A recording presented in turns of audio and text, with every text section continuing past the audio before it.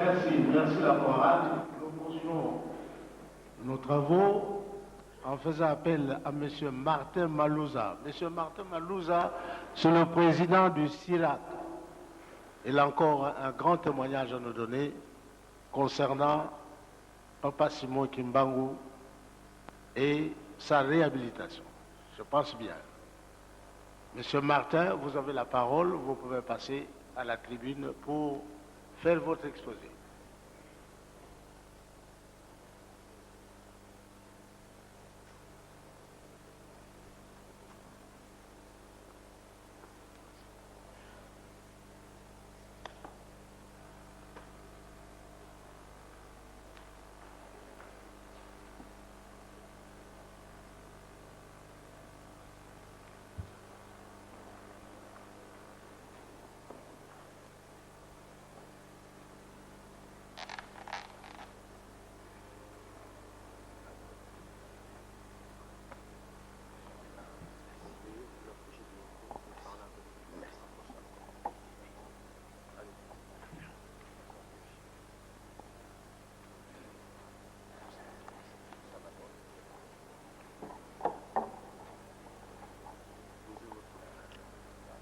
Éminence, honorable président de l'Assemblée nationale, honorables sénateurs, Excellences, Messieurs les ambassadeurs, honorables députés, distingués invités, Mesdames, Mesdemoiselles et Messieurs, le Comité international pour le respect et l'application de la Charte africaine des droits de l'homme et des peuples tient d'abord à présenter ses très vives félicitations à son éminence Papa Simon Kimbangu Tiangani, représentant de l'Église kimbanguiste de Jésus-Christ sur la terre, par son envoyé spécial Papa Simon Kimbangu, pour l'heureuse initiative qu'est l'organisation de la présente conférence internationale sur Papa Simon Kimbangu, libérateur de peuple, figure emblématique de la résistance panafricaine à la colonisation et seigneur de la deuxième indépendance, l'indépendance spirituelle. Nous saisissons cette occasion pour exprimer nos vifs remerciements et nos sentiments d'infinie gratitude à son Excellence, le général-major Joseph Kabila Kabange, président de la République démocratique du Congo, pour le soutien et l'appui diplomatique et politique exceptionnel qu'il a apporté à l'Église kimbanguiste pour la tenue de cette conférence qui fera date dans l'histoire de l'Afrique, dans l'histoire de la République démocratique du Congo et dans l'histoire du monde, et qui s'inscrit dans la dynamique de la Renaissance africaine promue avec détermination et hauteur par l'Union africaine. Le CIRAC, qui est une ONG internationale de promotion et de protection des droits de l'homme, fut créé le 10 juin 1988 à Genève, en Suisse, dans le but de promouvoir la primauté du droit sur l'ensemble du continent africain et le respect des instruments internationaux et régionaux relatifs aux droits de l'homme par l'enseignement des normes pertinentes relatives aux droits de la personne humaine et le renforcement des capacités des acteurs gouvernementaux et non gouvernementaux africains actifs dans le vaste chantier des droits de l'homme. Éminence, honorable président, Excellences, honorables sénateurs et députés, distingués invités, Mesdames, Mesdemoiselles et Messieurs, les brillants exposés faits du haut de cette tribune par les différents intervenants qui nous ont précédés indiquent clairement que le parcours militant et existentiel de Papa Simon Kimbangu et son ministère ont été ceux d'un grand défenseur des droits humains. C'est cette dimension singulière et spécifique que notre organisation souhaite brièvement évoquer et mettre en exergue afin de rendre justice à l'histoire. En effet, Papa Simon Kimbangu, dès 1921, consacra ses meilleures énergies à la promotion et à la défense des valeurs et principe qui allait être reconnu 27 ans plus tard comme constitutif notamment de la Déclaration universelle des droits de l'homme adoptée par l'Assemblée générale des Nations unies en décembre 1948 à New York. À cet égard, il doit être considéré comme l'un des grands pionniers des indépendances africaines et l'un des grands inspirateurs de la défense des droits humains de par le monde.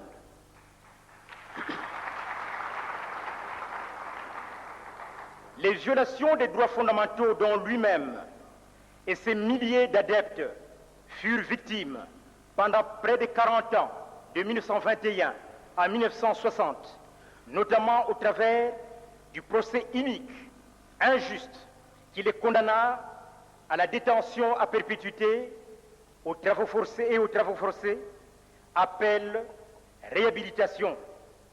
Cette réhabilitation qui implique, entre autres, la révision du jugement du 3 octobre 1921 de Manzangungu Tesville alors, doit rétablir à titre posthume Papa Simon Kimbangu et tous ses adeptes dans leurs droits inaliénables, niés et ignorés pendant toute l'époque coloniale par l'autorité coloniale belge. Au nom du devoir de mémoire et conformément aux recommandations de la déclaration et du plan d'action de la conférence de Durban, tenue en Afrique du Sud, dans cette même ville, du 31 août au 7 septembre 2001, et qui était organisée par les Nations Unies, le Comité international pour le respect et l'application de la Charte africaine a adressé le 7 septembre 2005 une demande officielle de réhabilitation en faveur de Papa Simon Kimbangu et de toutes les victimes de la répression antikimbangiste coloniale au gouvernement du Royaume de Belgique.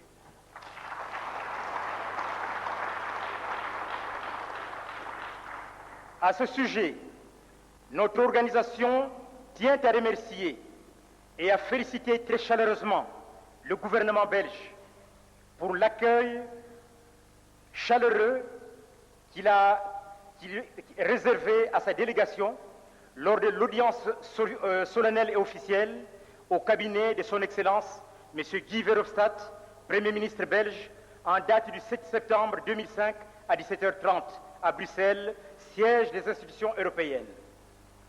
La délégation du CIRAC était composée des personnes suivantes. M. Malouza Ouamavoula, président du CIRAC, Mme Eve Bazaïba Massoudi, secrétaire générale et représentante du CIRAC en Afrique, et M. Robert Mandiangou Bouenzei, représentant du CIRAC pour la France et les territoires français d'outre-mer. Éminence, au regard de la détermination et de l'engagement exemplaire dont la Belgique, qui a assuré en 2001 la présidence tournante de l'Union européenne, dont la Belgique donc a fait preuve à Durban, et de l'ouverture qui a été la sienne en matière de promotion des droits humains en Europe et dans le reste du monde, le CIRAC a le ferme espoir que la demande de réhabilitation qu'elle a introduite auprès de la primature et du gouvernement belge recueillera une suite favorable dans les meilleurs délais. Le CIRAC exhorte donc le gouvernement belge à poursuivre la courageuse démarche qu'elle a amorcée dans le sens de la réconciliation internationale par son acte de repentance du 18 avril 2002, présenté à la 58e session de la Commission des droits de l'homme pour l'assassinat et la disparition brutale du Premier ministre de la République démocratique du Congo, Patrice Emery Lumumba, le 17 janvier 1961. Le CIRAC tient ici à préciser à toutes fins utiles que la demande de réhabilitation qu'il a introduite auprès des autorités politiques belges ne constitue en aucune manière un réquisitoire ni un tribunal, mais le passage obligé, incontournable, vers la coexistence pacifique entre les peuples du monde, conformément aux paroles fortes de son Excellence, M. Louis Michel, alors vice-premier ministre et ministre belge des Affaires étrangères, lorsqu'il déclara en 2002, dans la préface de l'intéressant ouvrage intitulé « Contre le racisme j'agis », ce qui suit. Je cite, « C'est la reconnaissance des injustices du passé qui crée une base solide pour construire l'avenir. » Cette affirmation rend encore plus actuelle que jamais la vision d'un monde réconcilié avec lui-même et fondé sur la non-violence pour lequel s'est battu l'envoyé de Dieu, Papa Simon Kimbangu. Le CIRAC souhaite solliciter également l'appui moral et spirituel de la conférence internationale sur Papa Simon Kimbangu afin que cette année 2006 soit celle de l'heureux aboutissement de cette démarche sur la réhabilitation de Papa Simon Kimbangu, ce qui assurément contribuera au raffermissement des liens historiques et fraternels qui se sont si heureusement noués entre la République démocratique du Congo et la Belgique. Nous voulons également exprimer, Éminence, nos très vives félicitations à son Excellence M. Denis Sassou Nguesso, président de la République du Congo, qui décida d'émettre une série de timbres-postes, les premiers timbres-postes du monde et d'Afrique, à l'effigie de Papa Simon Kimbangu, à l'occasion du centenaire de sa naissance en 1987.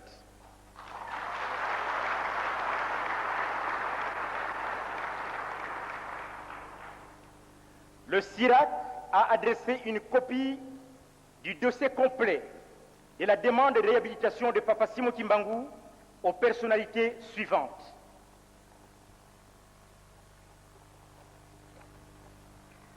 À Sa Majesté Albert II, roi des Belges, à Son Excellence M. Kofi Annan, secrétaire général de l'ONU, à Madame Louise Arbour, haut-commissaire des Nations Unies aux droits de l'homme à Genève, à Son Excellence M. Alpha Oumar Konaré, président de la Commission de l'Union africaine, à Son Excellence le général-major Joseph Kabila Kabange, président de la République démocratique du Congo, à Son Excellence M. Denis Sassou Nguesso, président de la République du Congo, à Son Excellence M. José Eduardo dos Santos, président de la République d'Angola, à Son Excellence M. François Roux, ambassadeur, représentant permanent de la Belgique auprès des Nations Unies à Genève, à Son Excellence M. Johan Swinen, ambassadeur représentant du Royaume de Belgique auprès des autorités congolaises à Kinshasa, à Son Éminence, à Son Excellence Madame Salamata Sawadogo, ambassadeur représentant permanent de la République du Burkina Faso à Dakar et présidente de la Commission africaine des droits de l'homme et des peuples à Banjul. Et enfin, à Son Éminence Papa Simon Kimbangu Tiangani, chef spirituel de l'église kibanguiste.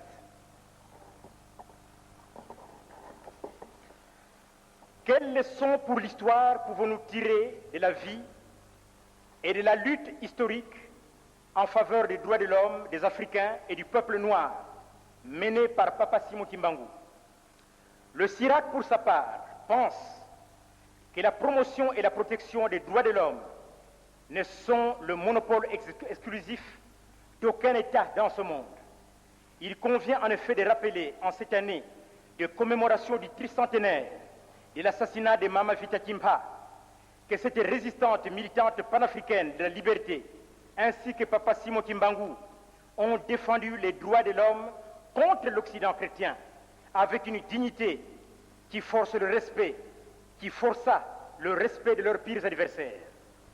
La deuxième leçon que le CIRAC tire du combat historique de Papa Simon Kimbangu en matière de promotion des droits humains. En décembre 1948, au sortir de la Deuxième Guerre mondiale ou européenne, les Nations Unies adoptent la Déclaration universelle des droits de l'homme qui proclame solennellement en son article 1er, je cite, que tous les êtres humains naissent libres et égaux en dignité et en droit. Point.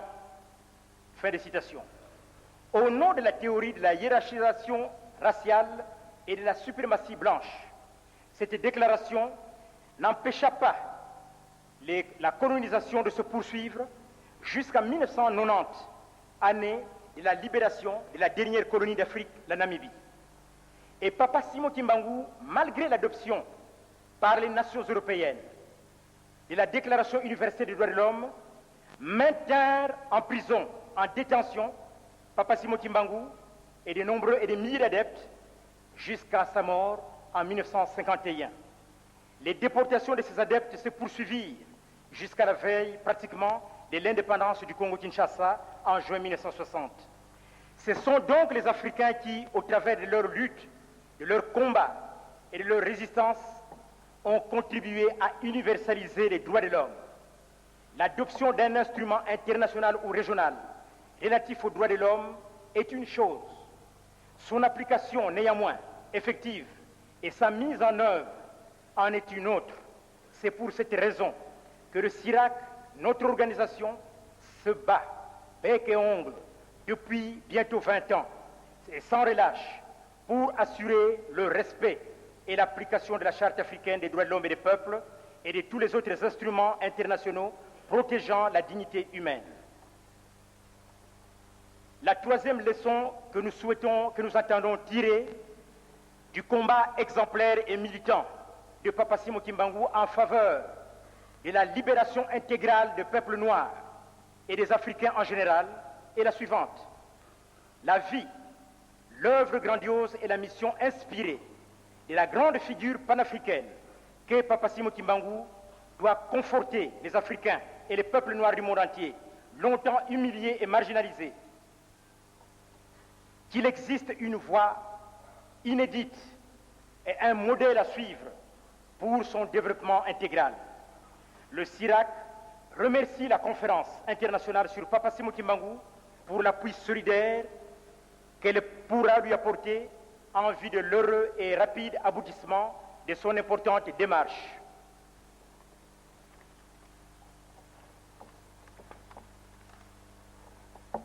Éminence, nous avons l'habitude de dire que l'histoire de l'Afrique est la plus longue histoire du monde. Nous sommes venus de Genève et d'ici, avec tout le comité qui m'entoure, les membres du comité qui m'entourent, pour rendre hommage, Éminence, à Papa Simon Kimbangu qui avait guéri mon père en 1921.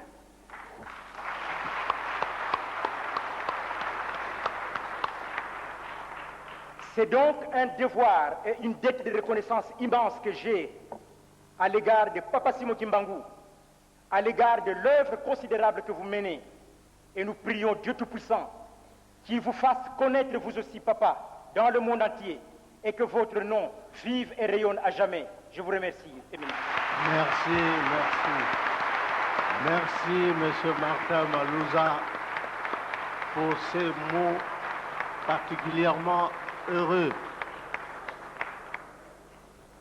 La réhabilitation mondiale de Papa Simon Kimbangu est exigée des peuples, par le peuple et certains organismes internationaux, dont le CIRAC que vous venez d'entendre ici.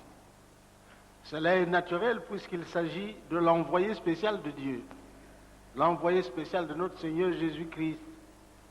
Le président de l'Assemblée nationale venait de conclure son message, rappelez-vous, en déclarant que Papa Simon Kimbangu est le garant de la paix, de la liberté et du développement intégral des peuples. Juste mot que nous pouvons encore applaudir parce que après